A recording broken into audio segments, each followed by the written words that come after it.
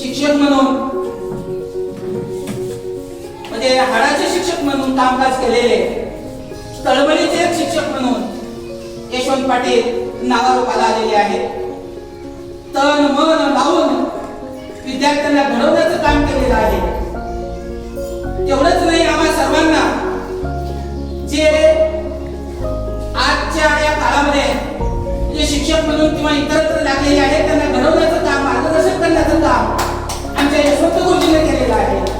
खरंच त्यांच्या नावामध्ये यशवंत आहे आणि आम्हा सर्वांना यशवंत करून सोडण्याचं काम यशवंत गुरुजीने केलेलं आहे. आणि त्यांचा शाल श्रीफळ फेटा बांधून सत्कार करण्यात येणार आहे.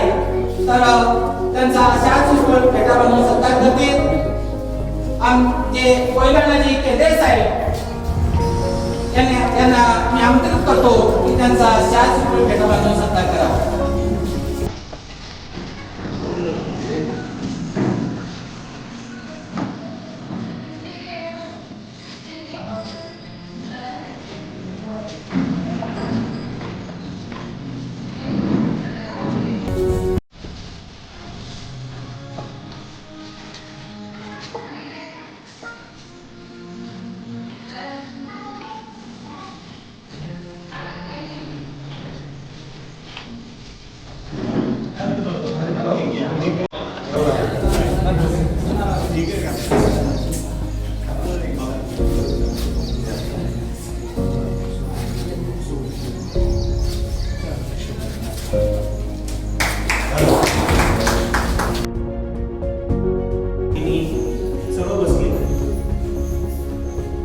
सेवा करत असताना मेहनत ही खूप महत्वाची आहे. काम करत असताना टार्गेट किंवा जे ध्येय आहे ते समोर ठेवल्यानंतर त्याच्या रोज आपल्याला पुढे गेलं पाहिजे, तरच आपल्याला ते मिळू शकते.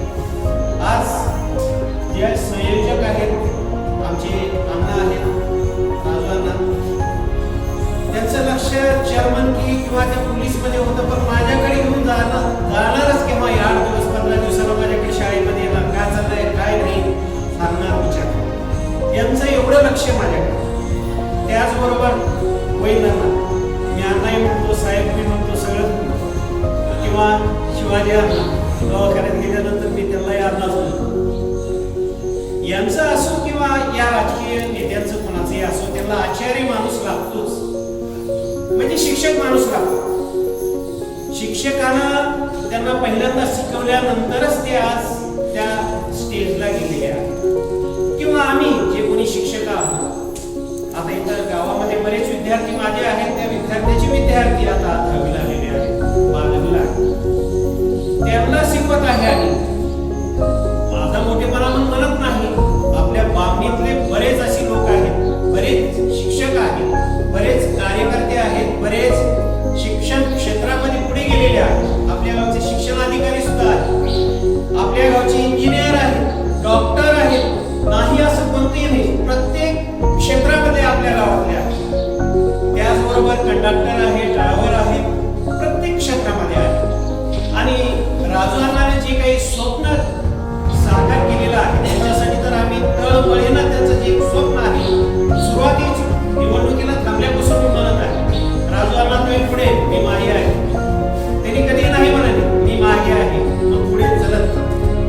आणि त्यांच्या स्वप्नाला आपण सगळे गाववाले एक वचन देऊ की त्यांचं स्वप्न साकारी व्हावं, त्यांचं स्वप्न त्यांना मिळावं आणि आपले गाव सुलभ व्हावं.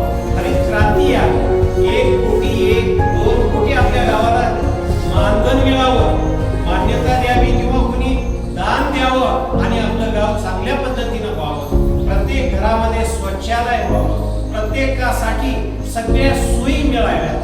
गावामध्ये शहरामध्ये जाऊन मिळण्यापेक्षा गावामध्ये सगळ्या जर सोयी मिळाल्या तर शहरात आपण कशाला करोनाला घेऊन सगळेचे सगळे रानानं फिरू लागले. आपल्या गावामध्ये आणि करोना झालेला नाही. आपल्या गावामध्ये जे काही एवढं वातावरण एवढं चांगलं आहे, लांब लांब घरं आहेत, नवीन मास्टर प्लॅनिंगमुळे एवढे लांब लांब घरं आहेत की करोना तर आपल्याकडे येऊ शकत नाही. ऑक्सिजनचं प्रमाण जास्त असेल तर करोना होत नाही. ज्यावेळी पाऊस पडतं, पाऊस पडल्यानंतर ऑक्सिजनचं म्हणजे पाण्याचं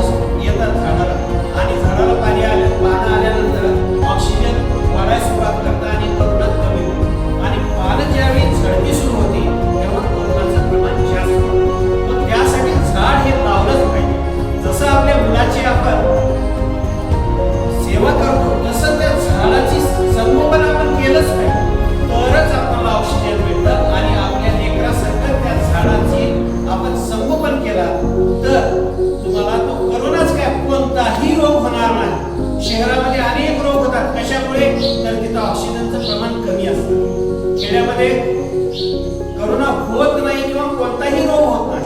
100 वर्ष आयुष्य त्यांना मिळतं. त्याच्यामुळे तर ऑक्सिजनचं प्रमाण जास्त असतं म्हणून त्यांना जास्त कोणताही रोग होत नाही. शहरात जास्त रोग होतो. आणि शहरातले सगळेच्या सगळे लोक चालत असताना पहा, रोज सकाळी ऑक्सिजन खाण्यासाठी रस्त्यानं पडतात. आपले इथले रोज सकाळी उठल्यानंतर कामाला निघून जातात शेताकडे. मग त्यांना कशाला करोना होतो किंवा कोणताही रोग होत नाही. राजांना उगीरचं इथं बांगणीमध्ये राहू लागले. कशामुळे? तर ऑक्सिजनचं प्रमाण जास्त मिळावं म्हणून राहू लागले. आणि त्यांना तो करोना तर होणारच, कोणताच रोग होणार नाही.